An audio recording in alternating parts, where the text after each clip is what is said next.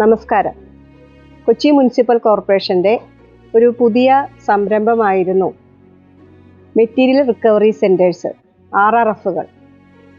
ഇവിടെ കൊച്ചി മുനിസിപ്പൽ കോർപ്പറേഷൻ്റെ വിവിധ ഡിവിഷനുകളിൽ നിന്നും ശേഖരിക്കുന്ന പ്ലാസ്റ്റിക് മാലിന്യം തരംതിരിച്ച് ഏകദേശം 11ഓളം ഐറ്റംസായിട്ട് ഇതിനെ വിവിധ ഘട്ടങ്ങളിൽ തരംതിരിച്ചെടുത്ത് അത് റീയൂസ് ചെയ്യാൻ പറ്റുന്നത് റീയൂസ് ചെയ്യുകയും മറ്റു സ്ഥലങ്ങളിലേക്ക് കയറ്റി അയക്കാൻ പറ്റുന്നത് കയറ്റി അയച്ച് ഏറെ ഉപയോഗപ്രദമല്ലാത്ത ഇനേർട്സ്, തീർത്തും ഉപയോഗമല്ലാത്തത് ബെയിലി ചെയ്ത് സിമെൻറ്റ് ഫാക്ടറികളിലേക്ക് കടത്തി കൊടുക്കുന്ന ഒരു യൂണിറ്റാണ് മെറ്റീരിയൽ റിക്കവറി സെൻറ്റർ കൊണ്ട് ഇവിടെ ഉദ്ദേശിച്ചിട്ടുള്ളത്.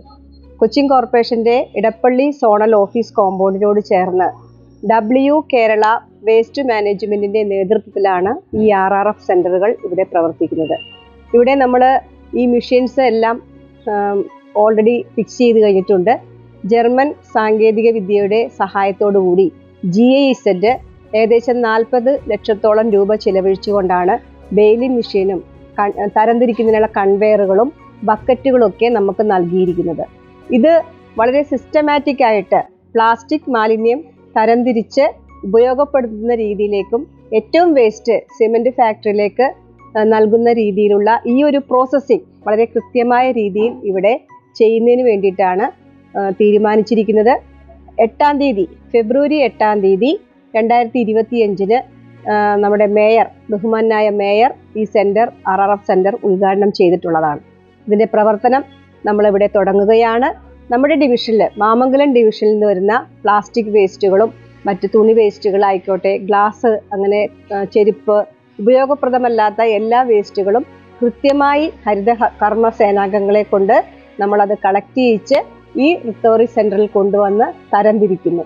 അതോടൊപ്പം കൊച്ചി നഗരസഭയിലെ മറ്റു പല ഡിവിഷനുകളിൽ നിന്നുള്ള പ്ലാസ്റ്റിക് വേസ്റ്റുകളും ഈ സെൻറ്ററിൽ കൊണ്ടുവന്ന് ഏകദേശം ഒരു ദിവസം 5 ടൺ പ്ലാസ്റ്റിക് കൈകാര്യം ചെയ്യാവുന്ന രീതിയിലേക്കുള്ള ഒരു സെൻറ്ററാണ് ഇവിടെ തുടങ്ങിയിരിക്കുന്നത്.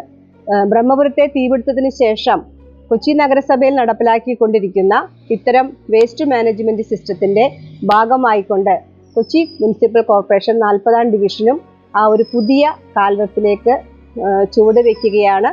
നിങ്ങളുടെ എല്ലാവരുടെയും സഹകരണം ഉണ്ടെങ്കിൽ നമുക്ക് തീർച്ചയായും ഇതും ഒരു വൻ വിജയമാക്കി തീർക്കാൻ സാധിക്കും. നന്ദി.